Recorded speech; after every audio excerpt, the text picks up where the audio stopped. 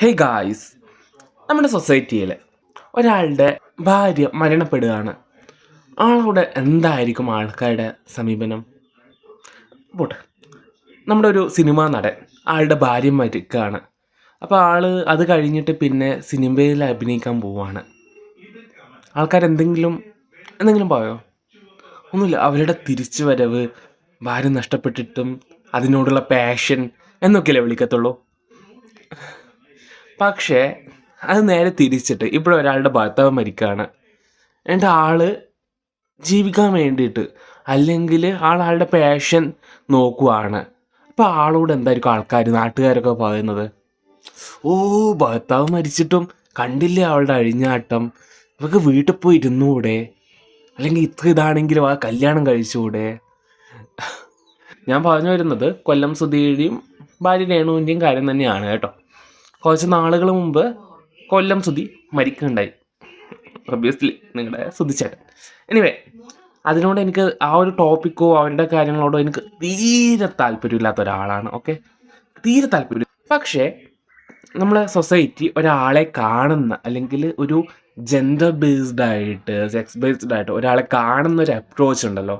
അതായത് ആളുടെ ഭാര്യ മരിക്കുകയാണെങ്കിൽ ആൾക്ക് ഒരു വലിയൊരു തിരിച്ചുവരവാണ്, ഒരു കംബാക്കാണ്.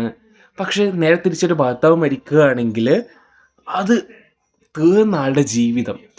ഓക്കെ, ഒബിയസ്ലി ഞാനും കുറച്ച് നാൾ മുമ്പ് വരെ ആരെങ്കിലും ഒരാളുടെ ഭർത്താവൊക്കെ മരിക്കുകയാണ് അല്ലെങ്കിൽ അച്ഛനൊക്കെ മരിക്കുകയാണെങ്കിൽ ഞാൻ വിചാരിച്ചിരുന്നു, സീരിയസ്ലി ഞാൻ പറയാണ്, ഓ പാവം, എങ്ങനെ ജീവിക്കും, എത്രത്തോളം കഷ്ടപ്പാടുണ്ടാവും, എങ്ങനെ മക്കളെ വളർത്തും.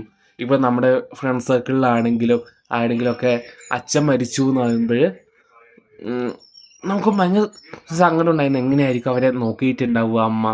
ഭയങ്കരമായിട്ടുള്ളൊരു സങ്കടവും കാര്യങ്ങളൊക്കെ മുമ്പ് ഉണ്ടായിട്ടുണ്ടായിരുന്നു. കഴിഞ്ഞ ദിവസം ഈ ഒരു റീൽസ് വരികയുണ്ടായി.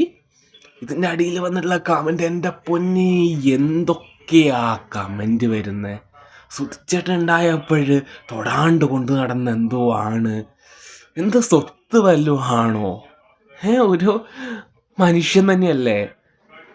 എന്ത് കഷ്ടം! എന്തൊക്കെയാ കമൻ്റ് ഇടുന്നത്! സുധിച്ചേട്ടൻ പോയി പഴിഞ്ഞാടുകയാണ്, ഇങ്ങനെ കണ്ടോ, എങ്ങനെ കഴിയുന്നു ഞങ്ങളുടെ സുധിച്ചേട്ടൻ, എന്തോ വലിയ... ഞാൻ മരിച്ച ഒരാളെ ഒന്നും കുറ്റം പറയില്ല. പക്ഷേ നമ്മൾ വ്യക്തിപൂജ എന്ന് പറയുന്നൊരു സാധനം, അല്ലെങ്കിൽ ഈ ഒരു ആരാധന എന്ന് പറയുന്ന കാര്യം ഒരു പരിധിയിൽ അവിടെ നിൽക്കണം. അവരുടെ പേഴ്സണൽ ലൈഫിലുള്ള കാര്യങ്ങൾ, അവരുടെ കുടുംബജീവിതം, അതിലൊക്കെ കയറിയിട്ട് ഞാൻ ഞോണ്ടുന്നത് വളരെ മോശമുള്ള കാര്യമാണ്. എത്ര നാളായി, അത് ആ മനുഷ്യൻ എത്ര നാളായി മരിച്ചിട്ട്, എൻ്റെ ആളുടെ കുടുംബത്തെ ഇങ്ങനെ പറഞ്ഞുകൊണ്ട് രേണുവെ കെട്ടുവോ അഭിനയിക്കുവോ എന്തോ ചെയ്യട്ടെ, നിങ്ങൾക്കെന്താ? ഒരാൾ സുധി എന്ന് പറയുന്ന ഒരാളെ കല്യാണം കഴിച്ചുകൊണ്ട് ആളുടെ ജീവിതം മുഴുവൻ സ്റ്റോപ്പായിരുന്നോ, അല്ലെങ്കിൽ ആളിതൊന്നും ചെയ്യാൻ പാടില്ല എന്നോ എന്തെങ്കിലും നിയമമുണ്ടോ?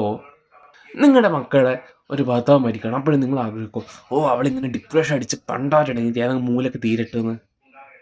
ഇല്ലല്ലോ. ഒരു ആണിൻ്റെ അടുത്ത് വരുന്ന ഒരു സമീപനവും ഒരു പെണ്ണിൻ്റെ അടുത്ത് വരുന്ന സമീപനവും തമ്മിലുള്ള ഡിഫറൻസ് ആണ് ഞാൻ പറയുന്നത് കേട്ടോ. ഒരു പെണ്ണ് മരിക്കുകയാണെങ്കിൽ വീണ്ടും ഒരു കല്യാണം കഴിക്കാൻ ആൾക്കാർ പറയും, വീണ്ടും തിരിച്ചു വരാൻ വേണ്ടിയിട്ട്, പണ്ടത്തെ ജീവിതത്തിലേക്ക് പോകാൻ വേണ്ടിയിട്ടൊക്കെ പറയും. പക്ഷെ ഒരു ആണ് മരിക്കുമ്പോൾ അവരെപ്പോഴും തളർന്ന് തീർന്ന് ഫിനിഷ്ഡ്.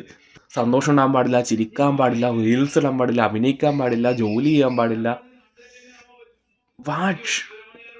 What's this? അതെത്ര പ്രായമുള്ള ആൾക്കാരാണ്, എത്ര എക്സ്പീരിയൻസ് ആയിട്ടുള്ള ആൾക്കാരാണ്, ഏത് കാലഘട്ടത്തിൽ ജീവിക്കുന്ന ആൾക്കാരാണ് ഇതൊക്കെ? വളരെ അഷെയിംഡ് ആയിട്ടുള്ള കാര്യമാണ്. അത്രയൊക്കെ ഉള്ളൂ കേട്ടോ. സംസാരിക്കണം തോന്നി, അത്രയേ ഉള്ളൂ.